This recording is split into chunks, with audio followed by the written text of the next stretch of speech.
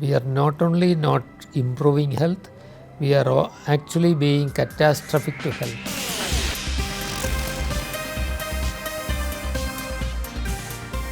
Hey, it's Mike Hill and you're watching Futurists.world, your home for big ideas about the future and how to evolve yourself to shape it.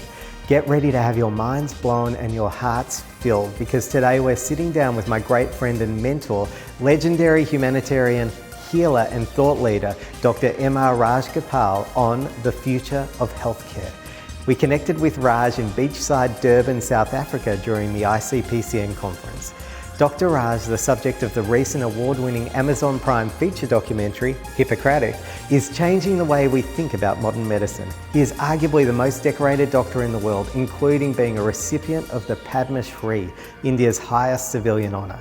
Dr. Raj, a gifted student, fell into medicine. His great love was for literature. His illustrious career began in anesthesiology until a pivotal mid-career experience involving the suicide of one of his patients led him to discover palliative care. Since then, Raj has become one of the most outspoken voices calling for fundamental changes in access to essential pain medicines like morphine. He's led a rallying cry for modern medicine to focus less on treating diseases and more on treating people and the suffering they're experiencing. So get ready to hear from one of the leading voices in healthcare and one of the great humanitarians of our time. And remember, if you prefer an extended podcast, subscribe to our podcast Futurists.world so that you don't miss a thing. Raj, thanks for joining me. What a privilege. Thank you, Mike. Raj, today we're going to talk about the future of healthcare, but first, what is health? How do you define it? I would completely agree with the official definition, except maybe taking a word or two out. It's a state of physical, social and mental well-being, and not only absence of disease or infirmity. This is how the World Health Organization defines it. They have added complete physical, social and mental well-being. Is this a new thing or has this been around for a while? 70 years old. 70? It was created in 1946. Some amendment was made in 1948. So this amendment is 70 years old. Amazing. So how are we progressing, in your opinion, towards this definition of health, delivering this type of health care? We are not yet. We are not progressing on that yet, I fear. It is not talked about much. It is taught to the medical students as they enter the medical school, but they forget. They are made to forget it, because what they see in the medical school is not about that. In fact, I have read at least one article written by a doctor saying that this definition should be scrapped, because this is not practical, because complete well-being is not possible. That's one argument. Okay, we may agree. But he's also saying that psychological and social well-being also cannot be achieved by the healthcare system. Now, fortunately, the palliative care movement globally has shown that it can be achieved. Well, not complete well-being, but to a large extent, well-being can be a result of intervention. Intervention not being only technological, but also humane. So if that definition of health is 70 years old, are we getting closer or further away? If we think about the continuum of past to future, are we getting closer to that goal or further away as we go through time? Unfortunately, we are still on the downward curve. And not only that, what's more frightening is that to a large extent, healthcare is actually becoming catastrophic to health. I think it's only a month or so back that an article was published from India showing that in a government cancer hospital, most of the children had received chemotherapy in the last month of life, and 50% of the children had received chemotherapy in the last week of life. when my time comes, if I have limited time left, what would that chemotherapy matter to me? What would all the technology matter to me? What matters to me is the love I get and the love I give. That's the only thing that matters at that time. And apart from comfort, that is being denied, which means that actually health is being destroyed by the healthcare system. Okay, it is not only about end of life. In my state of Kerala, it was shown that 1/3 of all poverty was caused by disease or treatment. Wow, that's a staggering statistic. You talked about love and the importance of love for people who are suffering in some way. It may seem like a foreign concept to many that love would be part of healthcare. How do you bring love into healthcare? Now we're talking about very unscientific things. I fear I am. I don't know whether they have created a love meter yet. But who doesn't want love? Those of you who are listening to this who are not immortal, think, what would you like to happen if you have only a week to live? Would you enjoy your loved ones taking you out on the beach, if that's what you feel like? If not, would you like to keep a hand on a loving hand or receive a loving kiss? I don't know whether some of you will think that a very well equipped intensive care units measuring every aspect of your life except the feelings, the fear, the sadness, the sense of loss, the grief, no machine will pick those up. We are causing imprisonment of human beings with that horrible technology. So the technology, the medical technology that we might think is the future of healthcare is actually holding us back, in your opinion? Inappropriate application of technology is destroying human lives. If I get a cancer, I have twice as much likelihood of getting cured now than I had 25 years back. That's all because of the new scientific advances. Right.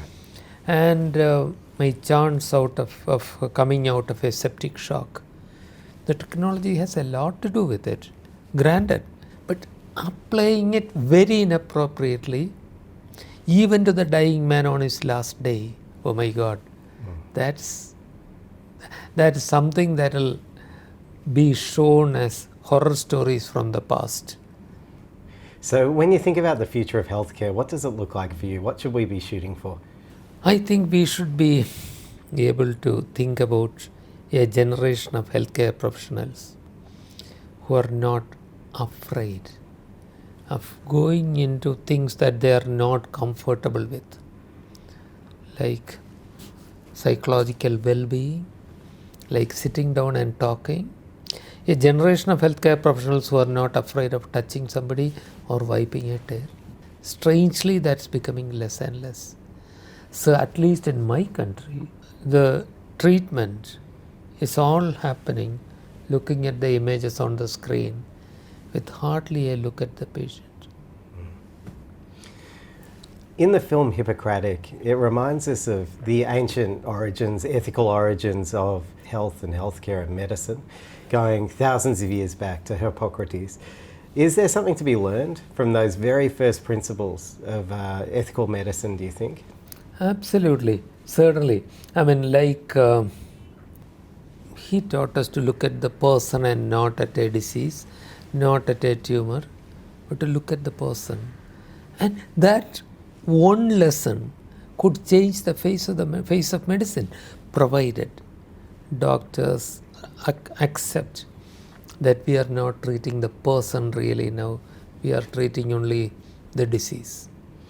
Coming from India, in a country that's so large for one, but also has quite a lot of poverty by global standards, are you worried about the advances in medical technology? Others that we've talked to have talked about how diagnostics will become so much more powerful because of things like new processing powers in computer coming online, and that genome mapping will really help in terms of avoiding and preventing disease in the future. But how equitable do you think that type of technology will be? I'm scared.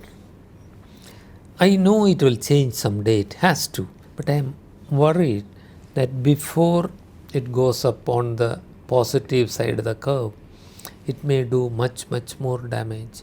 It's already happening all around us. Families getting totally wiped out by the cost of treatment.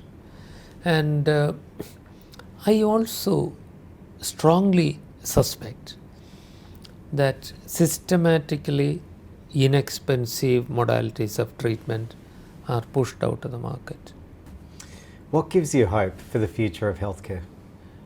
I am hoping that there will be a public demand that my doctor and my hospital treats me, considers my emotional status and financial status when treating my disease. So it's up to us in a way, by the sound of it, to actually push for this. I believe healthcare, when you define health as physical, social and mental well-being, can be achieved only by a partnership between the patient and family and the community on one side and the medical system on the other side. It cannot be one-sided. That means the person and family also takes responsibility for health in terms of preventing disease and in terms of demanding what they believe they should get. If palliative care workers can sit down with the patient, not necessarily the busy doctor, but even the busy doctor for a minute sits down with the patient, and by understanding the person and resolving issues that can be resolved, we are improving quality of life.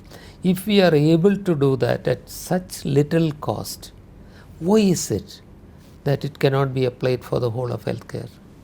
I understand from the film Hippocratic that you have many people in your particular services in India who are not necessarily medical specialists. You know, there are other types of people who are helping to provide the care. When you look forward to the future of healthcare, do you see, you know, a higher proportion of medical specialists, or will there be others who are also involved? If health is physical, social and mental well-being, the answer is obvious. It will have to become less doctor-centered and less nurse-centered. I am sure tomorrow's healthcare will involve a lot more of counselors, lot more of social workers, lot more of psychologists, and a lot more of volunteers from the community. This I see as an inevitable thing that has to happen, because people cannot get enough companionship. People are getting older. Eventually one partner dies and somebody is alone. And who will treat this disease of loneliness? Companionship would be the answer. So therefore, in addition to these various healthcare professionals, the involvement of the community, compassionate communities evolving and helping out with this business of making people happy. That is something that's going to happen. As a pain and palliative care specialist, you've seen more than your fair share of death and dying. For some people, their vision of the future is never dying and living forever and prolonging life for as long as possible. And this might include being some sort of cyborg, you know, some sort of non-biological aids keeping you going. How does that vision of the future sit with you? I think that's frightening. I know there is research. There is more research into how to keep you alive longer, how to keep you younger longer, etc. I suppose when that kind of explosion of population happens, the not so nice decisions may be taken by authorities, as already happened in China in the last generation. Unless there is a possibility that we may be able to colonize Mars by that time, in which case we can go on for another 200 years. You famously sued the government of India for access to essential medicines to help treat suffering in India, and then lobbied for many years to get the laws changed there. When you think about the future of healthcare worldwide, how important is changing the way that we deal with certain types of medicines going to need to be to reach that future? Some things will be relatively easy to change, like a government, in the matter of own law. Some things may be harder to change, like the commercial interests of the healthcare system. But these changes are essential. See, we are at a stage of development, evolution of healthcare, where we have to prepare advanced directives to protect us from the healthcare system. Working with the common man and giving them voice may be the strategy. I wish I was an expert in that kind of thing. Advocacy. We need advocates. Well, thank you so much for this conversation today. Before we wrap it up, when you look forward to the future of healthcare, are you feeling optimistic or pessimistic? In the long term, I am optimistic. This is fairly obvious that some things are rotten. It has happened in the past. I don't know, what was it in the Middle Ages, where medicine meant a lot of leeches, and we grew from there. We'll grow from the present calamity also. But I am also pessimistic about the immediate future. Before we go to a better world, I fear there may be even more worsening of the situation that's in store for us. And that's a wrap on the future of healthcare with Dr. Rajagopal. But before you go, I'm hoping you'll join me in making this matter. The purpose of this series is to move humanity forward and safeguard our future through bigger picture thinking. So we'd love to know what made the biggest impression on you from today's conversation. Was it the purpose and future of healthcare, the harm that can be caused by modern medical technology, or the role of community and companionship in healing? The best conversations happen right now, so please get involved and leave a comment below. Another great place to join the conversation and find more thought-provoking content is at Futurists.world. And when you're there, be sure to sign up for access to exclusive content and awesome giveaways, including Hippocratic, featuring Dr. Raj. You can find us on all the usual social media platforms below. Thanks again for joining us. The future is out there. See you next time on Futurists World.